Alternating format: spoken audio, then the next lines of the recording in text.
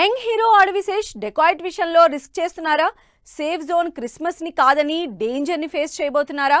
Yash toxic cinema ఉందని తెలిసి కూడా డెకాయిట్ ని పోటీగా ఎలా అనౌన్స్ చేశారు? అసలు డెకాయిట్ సినిమా పైన అడవిశేష్ ధైర్యం ఏంటి? బాక్స్ ఆఫీస్ బరిలో రాఖీబాయ్ ని ఢీకొట్టేంత సీన్ అడవిశేష్ కుందా?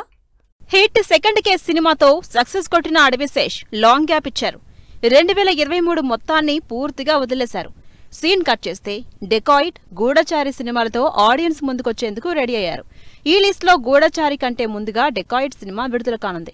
అయితే ఈ విషయంలో ముందుగా అనౌన్స్ చేసిన క్రిస్మస్ డేట్ ని కాదని డెకాయిట్ సినిమాని నెక్స్ట్ ఇయర్ మార్చ్ 19th కి పోస్ట్ పోన్ చేశారు అడవిశేష్. అయితే అదే డేట్ కి ఎస్ టాక్సిక్ సినిమా కూడా ఉండడంతో తెలిసి అడవిశేష్ డెకాయిట్ విషయంలో రిస్క్ చేస్తున్నారనే చర్చ కొనసాగుతోంది.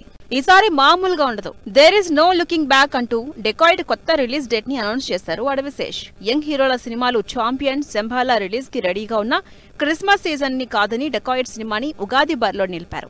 అయితే 2026 మార్చ్ 19th రిలీజ్ డేట్ ని ఆల్రెడీ లాక్ చేసుకున్నారు యష్. నిజానికి ఈ ఇయర్ జనవరికే విడుదల కావాల్సిన టాక్సిక్ షెడ్యూల్స్ డిలే కారణంగా పోస్ట్ పోన్ అయింది. దీంతో ఈసారి ఎట్టి పరిస్థితుల్లోనూ టాక్సిక్ సినిమాని చెప్పిన డేట్ కే రిలీజ్ చేయాలని నాన్ స్టాప్ షెడ్యూల్స్ తో సినిమాని పూర్తి చేస్తున్నారు మేకర్స్. డెకాయిట్ సినిమాని క్రిస్మస్ బాక్స్ ఆఫీస్ బరి నుంచి తప్పించి అడవిశేష్ నిజంగానే రిస్క్ చేస్తున్నారంటున్నారు ఆడియన్స్. యష్ లాంటి పాన్ ఇండియా స్టార్ తో ఢీ కొట్టాలంటే కంటెంట్ కూడా అదే రేంజ్ లో ఉండాలంటున్నారు.